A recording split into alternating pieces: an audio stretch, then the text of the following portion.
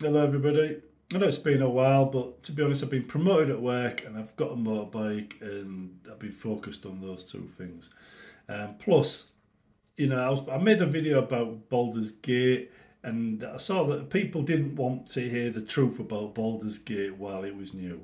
Right? I think most people think it now, but that's usually how it works. They lip off the person giving it to them straight and believe the people that are lying.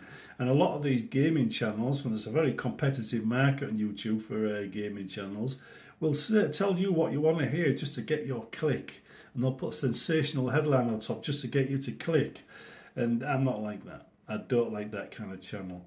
In fact, I don't watch any gaming channels now because I got sick of being lied to by them all. Because they'll say later on, yeah, Bethesda lied to us about this, or where was Todd being honest? And I'm thinking, you're the one being dishonest. You're the one that broadcast all this nonsense, not Todd. You can say you got this information or rumour, anything you like, but you're the one that posted it. You're the one that broadcast it. You're the one that filmed it.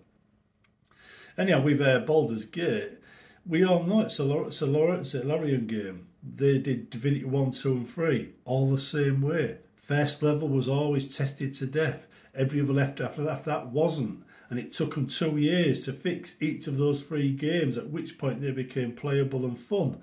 And then we had Baldur's Gate 3 made by the same people with the same engine, the same way, with the same problems. I'm thinking, yeah, I've seen this before.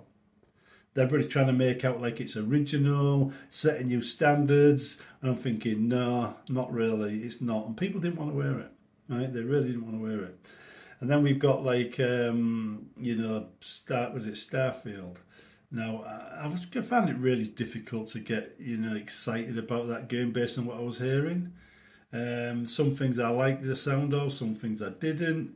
But I had a good idea what it was like, and I told you in several videos over the last 2 years what I thought. And I haven't been proven wrong, I've been proven right. I nailed it based on what I knew about Bethesda and what they could do and what this new engine was expected to do. I mean, right down to how things land and take off, right? I nailed that before we were even told about that. So, yeah, I knew it'd be the way it was. The main plot is an absolute disgrace. The game is a load of, unconnected features. You don't really get the feeling of space travel or anything like that. You can't even do the things with your ship that you wanted to do. I got the impression it'd be like decorating a house, but it isn't, is it? So at the end of the day, it was a very disappointing game. And I thought to myself a long time ago, Bethesda had been out of the market and making single-player games for quite a while. How many of their staff are still there now that made Skyrim or Oblivion or Fallout? How many are left? And I come to the conclusion, not a lot. So it's the people making the games now would have been ones from Fallout 76, Elder Scrolls Online.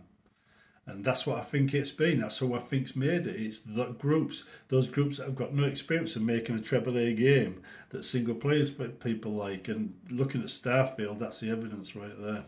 I don't think Bethesda are capable of making another Skyrim or another Oblivion. And the fact that they're making remasters of those games tells me that that's true. That's the way it is. Because one of the things companies do as they're dying a death is they rehash their old stuff quite a lot. It's perfectly normal and common for that to happen, and that's what Bethesda are doing. Only the thing is, what happens when you release a game with thousands of mods for the old version, right? Are they going to make sure their mods work on the new version? No, that's not going to happen because they don't do that. It's basically an update for console users who didn't have mods in the first place. For everybody else, it means basically giving up on your mods. I mean, people like Kvatch Aftermath, am I going to update Kvatch Aftermath again for their thing? No, they'll probably have a Legendary Edition, an Anniversary Edition, and every other edition coming down the line that'll break it again and again and again. No, I'm not. Right, so, yeah, I mean, I don't know if you remember Oblivion before it was updated, but basically you go up the levels and every bad guy's armour would change.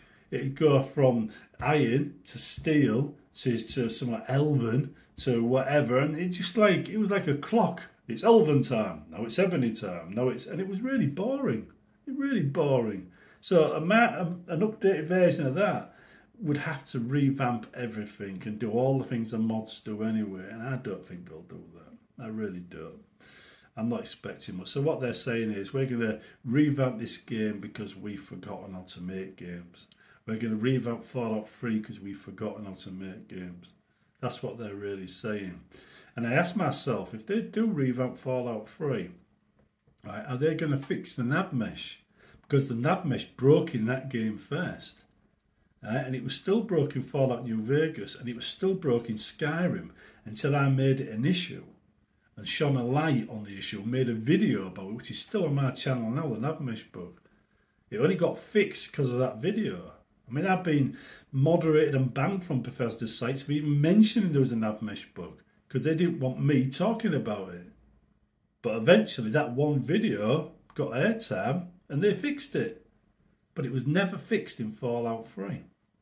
So when Fallout 3 is remastered, modding might actually be worth it. Because whilst there were some mods for Fallout New Vegas, or Fallout 3 should I say, most of them, like I like to make, never got made. I mean, I made the foundation mod for that game. And then you just walk in and out the door twice and it all breaks because the nav mesh breaks. So, you know, I mean, at the end of the day, it's a good game, it's Fallout 3, but it didn't get the love from modders because of that bug. But anyhow, that's just what I've been thinking. There's a lot, I can go into depth about a lot of things, but I don't want to. I just want to make you look a video to let you know I'm alive and well. And, you know, I'll probably make the odd video every now and again just to keep things going. But at the moment, I'm enjoying my motorbike.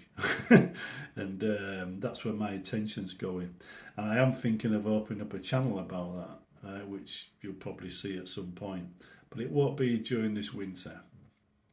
Right, anyway, I'll see you later. Have a good one, and let us know what you think about the games mentioned in this video, and I'll chat to you. I am replying to comments still. I am keeping an eye on the channel. It isn't being abandoned or anything like that.